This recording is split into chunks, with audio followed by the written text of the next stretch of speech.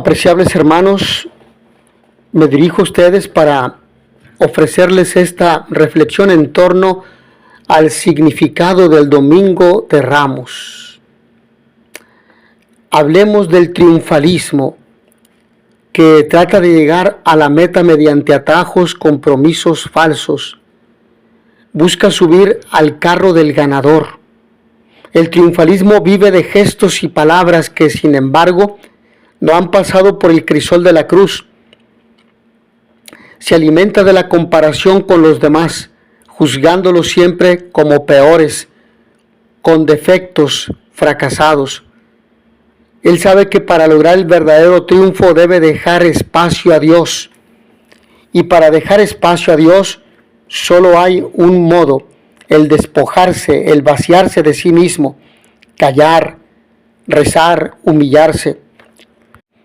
Con la cruz no se puede negociar, o se abraza o se rechaza, y con su humillación Jesús quiso abrirnos el camino de la fe y precedernos en él para que le sigamos, pero nos cuesta el camino de la cruz.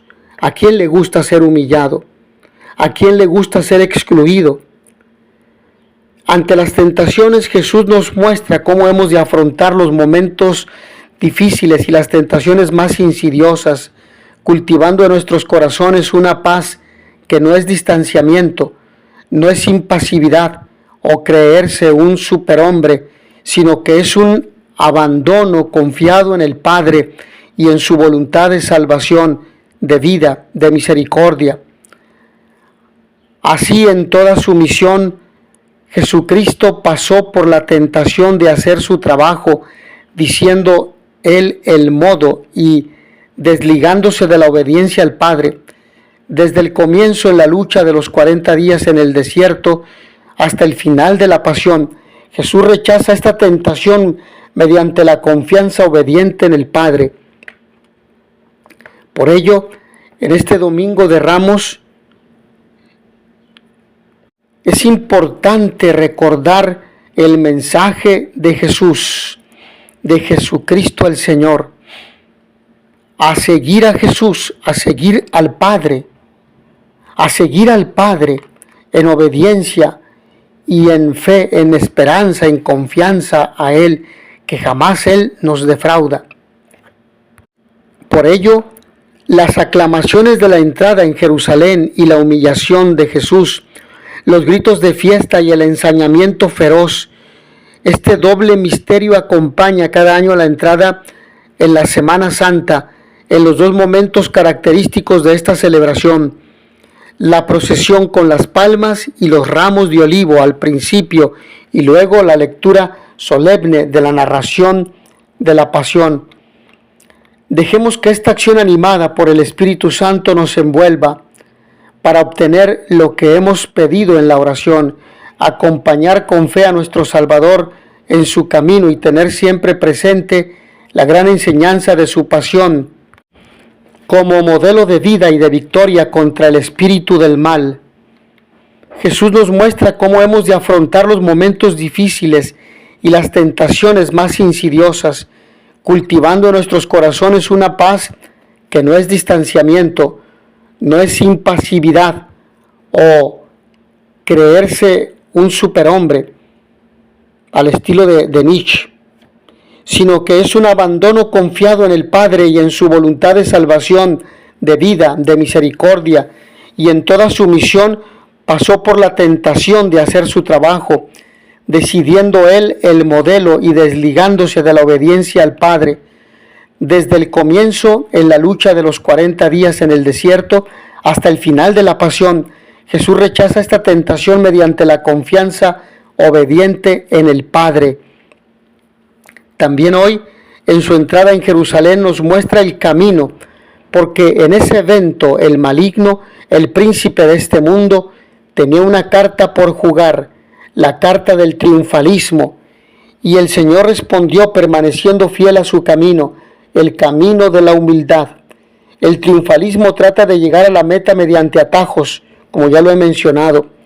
El triunfalismo vive de gestos y palabras que sin embargo no han pasado por el crisol de la cruz, porque no se quiere sufrir, porque no se quiere tener dificultades, se alimenta de la comparación con los demás.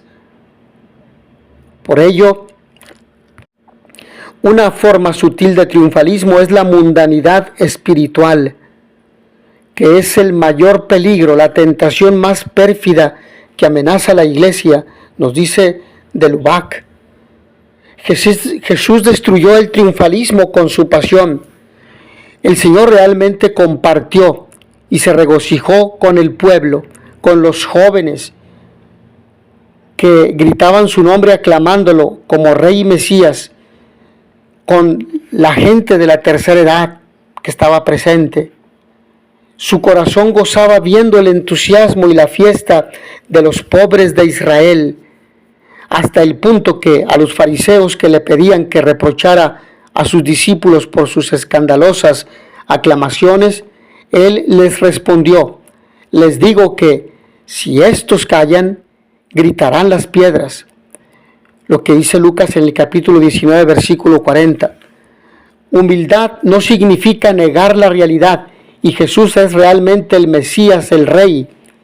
Pero al mismo tiempo el corazón de Cristo está en otro camino, en el camino santo que solo Él y el Padre conocen, el que va de la condición de Dios a la condición de esclavo, el camino de la humillación en la obediencia hasta la muerte y una muerte de cruz. Filipenses 2, 6 al 8. Él sabe que para lograr el verdadero triunfo debe dejar espacio a Dios, y para dejar espacio a Dios solo hay un modelo: el despojarse, el vaciarse de sí mismo, callar, rezar, humillarse. Con la cruz no se puede negociar, o se abraza o se rechaza. Y con su humillación Jesús quiso abrirnos el camino de la fe y precedernos en él. Tras él, la primera que lo ha recorrido fue su madre, María, la primera discípula. La Virgen y los santos han tenido que sufrir para caminar en la fe y en la voluntad de Dios. Ante los duros y dolorosos acontecimientos de la vida, responder con fe cuesta una particular fatiga del corazón, nos decía el Papa San Juan Pablo II en la carta encíclica Redemptoris Mater, en el número 17. Es la noche de la fe, pero solo de esta noche despunta el alba de la resurrección. Al pie de la cruz, María volvió a pensar en las palabras con las que el ángel le anunció a su hijo: será grande. El Señor Dios le dará el trono de David, su padre, reinará sobre la casa de Jacob para siempre, y su reino no tendrá fin.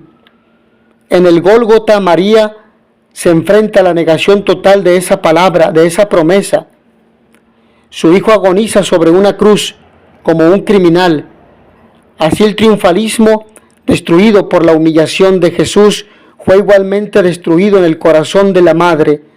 Ambos supieron callar. Precedidos por María, innumerables santos y santas han seguido a Jesús por el camino de la humildad y la obediencia. Hoy, en este domingo de Ramos, recordamos vivamente las imágenes del Salvador. Queridos hermanos, no se avergüencen de mostrar su entusiasmo por Jesús, de gritar que Él vive, que es nuestra vida, pero al mismo tiempo no tengan miedo de seguirlo por el camino de la cruz. Y cuando sientan que les pide que renuncien a ustedes mismos, que se despojen de sus seguridades, que se confíen por completo al Padre que está en los cielos, entonces alégrense y regocíjense. Están en el camino del reino de Dios. Ya hemos escuchado aclamaciones de fiesta y furia feroz. El silencio de Jesús en su pasión es impresionante. Vence también a la tentación de responder, de ser mediático. En los momentos de oscuridad y de gran tribulación hay que callar, tener el valor de callar, siempre que sea un callar manso y no rencoroso.